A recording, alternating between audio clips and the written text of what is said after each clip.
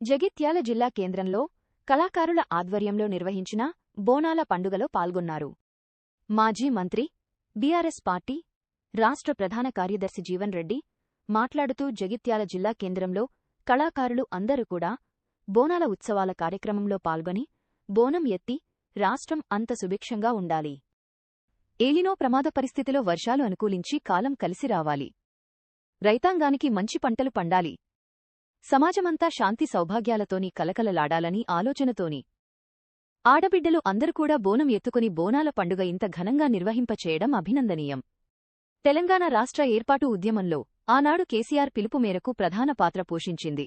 కళాకారులు, జానపద కళాకారులు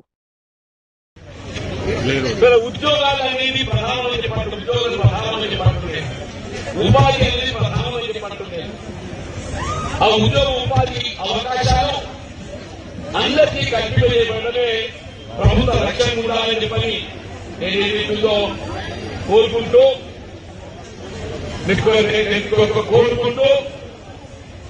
ఇవాళ జగిత్యాల అనేది ఉద్యమాలకు కట్టాలని చెప్పండి.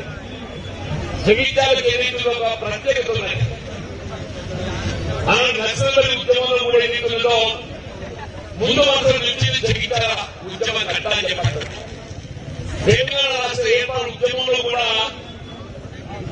అగ్రస్థానాల నుంచి జగిత్యాల ఉద్యమం కట్టాలని చెప్పారు.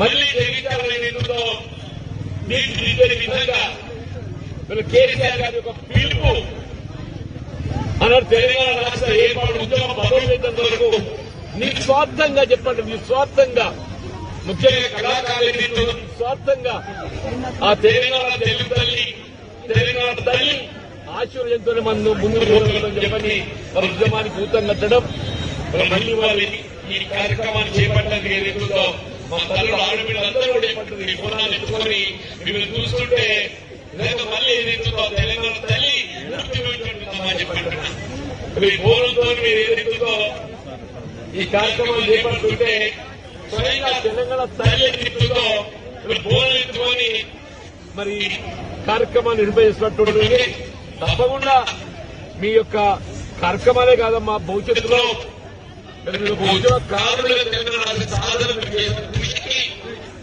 మేము అభినందిస్తూ కళాకారులను ఆదరింపచేసే విధంగా, కళాకారులకు అండగా విధంగా తెలంగాణ గడ్డ ఏదైతుందో కేసీఆర్ గారి యొక్క నాయకత్వం ఎప్పటికీ మన అండగా ఉంటుంది, తోడుతుంది.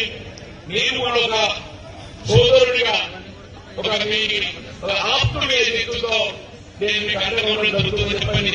మరొకసారి బోనాలి తల్లి మీ ఆశీర్వాదం అందరికీ ఉండాలని చెప్పి కోరుతూ తెలుగు తీసుకుని జై తెలంగాణ.